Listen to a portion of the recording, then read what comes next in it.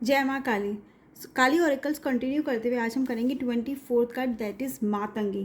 ठीक है, मातंगी जो है वो 9th of the wisdom goddess है महाविद्या की। ठीक है, महाविद्या की जो हम सीरीज़ कर रहे हैं वो 9th गॉडेस है मातंगी इस सीरीज़ में। And she is a wild goddess. देखिए sparkling with the colour green, हम ये देख सकते हैं बैकग्राउंड में एकदम ग्रीन कलर। हम बोल भी सकते हैं कि इनका favourite colour is also green. और जो उसका सिंबल है वो क्या है? पैरट। पैरट सिंबलाइज करता है कौन किसको?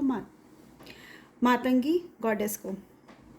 अब मातंगी क्या सिंबलाइज करते हैं, इस अगर ये रीडिंग में कार्ड आता है तो इसको हम कैसे समझते हैं वो हम देखते हैं। मातंगी बेसिकली हाँ दो रूपों में होता है कि हम बोल सकते हैं कि इन्फीरियर, ठीक है, एक सुपीरियर। इन्फीरियर सुपीरियर रूप में, दो रूपों में इनको मातंगी गॉडेस की पूजा होती है। सबसे पहले हम कंसिडर करेंगे इन्फीरियर रूप को। इन्फीरियर रूप को अगर हम देखते हैं मातंगी की, तो ये वो रूप है जो शायद उन लोगों को सिंबलाइज करता है, ये धूमावती गॉडेस की तरह। ठीक है, जो हमने धूमावती गॉडेस से बहुत क्लोज सिमिलैरिटी है उनकी तरह ये भी कहाँ रहती, कन्फाइंस आउटसाइड द सोसाइटी। ठीक है, जो एक हमें बोलते हैं सोफिस्टिकेटेड सोसाइटी है, पोलाइट सोसाइटी है, उसके बाहर। ठीक है, उनके बाहर ये रहती है। उनके बाहर कौन रहते हैं? उनके बाहर आउटकास्ट। ठीक है, उनके बाहर जो लोग रिजेक्टेड होते हैं या जिनको इन्फीरियर माना जाता है, जिनकी कोई वैल्यू नहीं है, बेसिकली वो उन लोगों को सिंबलाइज किया गया है through this card. And what she stele food, जिसे हम बोलते हैं बासी खाना, वो खाना खाती है।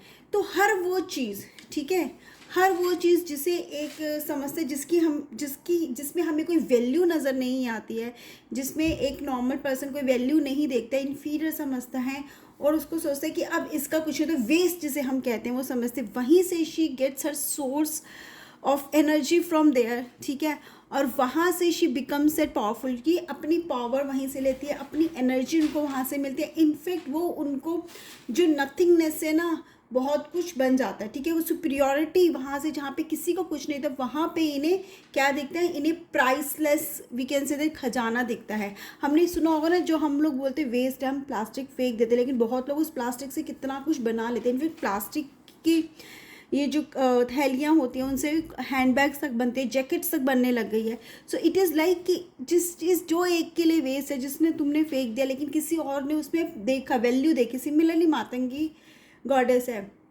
वो वहाँ वैल्यू देखती है, वहाँ पे वैल्यू क्रिएट करती हैं जहाँ पे कोई वैल्यू समझता नहीं कि हो भी सकती है या ये भी कुछ आगे बढ़ सकते हैं लोग। ठीक है, सो अगेन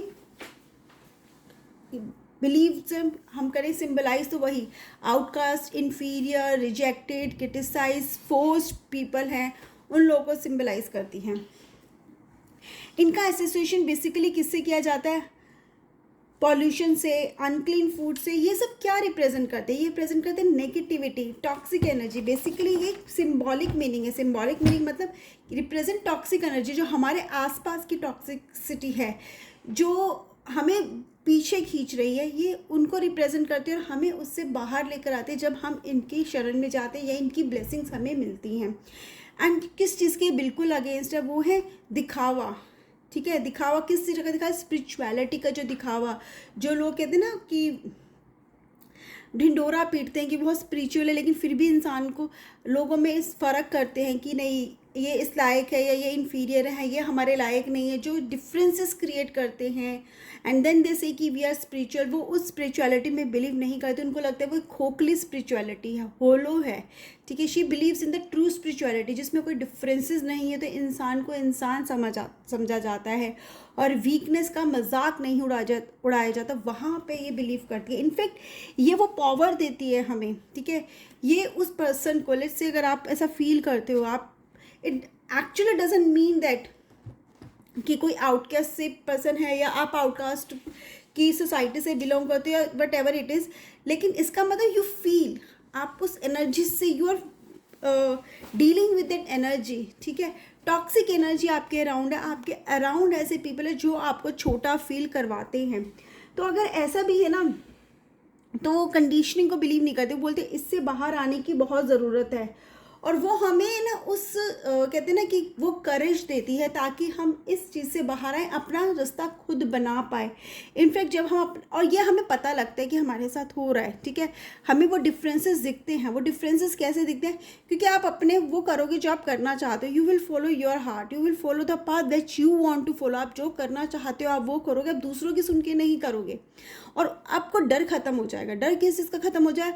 कोई क्या बोलेगा, आप जो होता है ना कि हाँ मैं गलत तो नहीं कर रहा, मैं हम जब कुछ डिफरेंट करने की कोशिश करते हैं तो हमेशा क्या बोला जाता है कि हम गलत करें, लेकिन हमेशा ऐसा होता नहीं है। तो वो डर खत्म हो जाएगा। सोसाइटी क्या सोचती है, लोग क्या कह रहे हैं, लोग आपको एक्सेप्ट कर रहे हैं या नहीं, वो डर भी आपके अंदर से निकल जाता है। तो you will feel that you are being blessed by Matangi goddess. और जब आप उस पाथ पे चलने लगते हैं ना तो आपको क्या लगता है, आप अपने आसपास देखते हो तो आपको क्या लगता है कि सब maybe the people are, वो जब आपको डेड दिखते हैं, डेड मतलब कि वो जी तो रहे हैं but they are just spending their life, they are not living their life. Life जीने का क्या मतलब है? अपने लाइफ पर्पस को फॉलो करना, अपने लाइफ पर्पस को समझना, या फिर वो करना जो हम एक्चुअली में करना चाहते हैं। We will connect to ourselves, उससे बोलते हैं लाइफ जीना। लेकिन जब आप आसपास देखते हो, when you realize that and when you look around, तो लोग कुछ भी कर रहे हैं, जो उनको बोला जा रहा है वो कर रहे हैं, जो उन्होंने सीखा है वो कर रहे हैं, लेकिन वो उनको ये पता ही नहीं कि वो करना क्या चाहते हैं। तो आपको बहुत प्राउड फील होता है कि हाँ एटलीस्ट आप उस भीड़ का हिस्सा नहीं हो, आप भीड़ का हिस्सा बनने से बच गए, और ना ही आपको अब कुछ और कोई उस भीड़ का हिस्सा आपको बना सकता है। हाँ हो सकता है आप अकेले पड़ जाओ क्योंकि आप अलग हो, ठीक है, लेकिन हर कोई इंसान अलग है। अगर वो अपनी यूनिकनेस को पहचान ले तो उस अगर आप यूनिक हो तो आप ऑब्वियसली, हर इंसान यूनिक है, तो जब यूनिक हो तो आपका रास्ता भी यूनिक होगा। जब यूनिक होगा तो क्या होगा, वो अकेला तो पड़ जाएगा।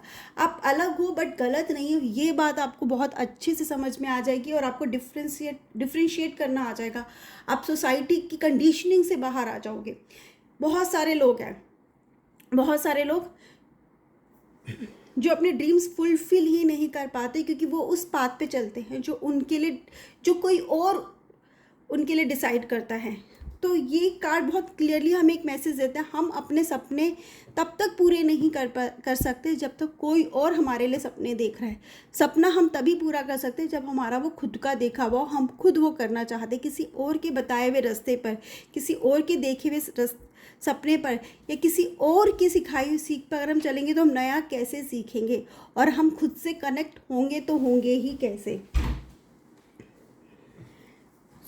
यहाँ पे बस आपको एक चीज़ ये याद रखना है कि आप अलग हैं, इस चीज़ से आपको डरना नहीं है, अकेलेपन से डरना नहीं है, और ना ही ये सब लगना है कि आपको कुछ गलत कर रहे हो, क्योंकि आप सिर्फ अपना पैशन फॉलो कर रहे हो, आप वो कर रहे हो जिस चीज़ के लिए आप बने हो।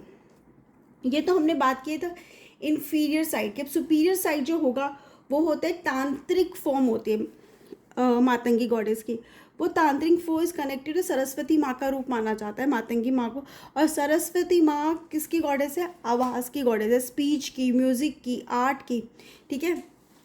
तो कहीं ना कहीं वो पावर आपको मिलती है जब इनकी ब्लेसिंग्स होती है ना कहीं वो पावर पोएट्री की, आर्ट की, स्पीच की, म्यूज़िक की, you will get connected to that. और वो इतनी स्ट्रॉन्ग आपके अंदर आ जाती है ना कि आप वो इस तरह से बोल पाते हो कि लोग आपको सुनते हैं, इनफैक्ट आप मोटिवेट करते हो। जो वो वाली स्पीच, वो वाली पोएट्री, ऐसा कुछ रिटर्न थिंग, ऐसा कुछ बोला गया जिससे लोग मोटिवेट हो, उन्हें एक न्यू डायरेक्शन मिले, उसको कौन सिम्बलाइज करता है?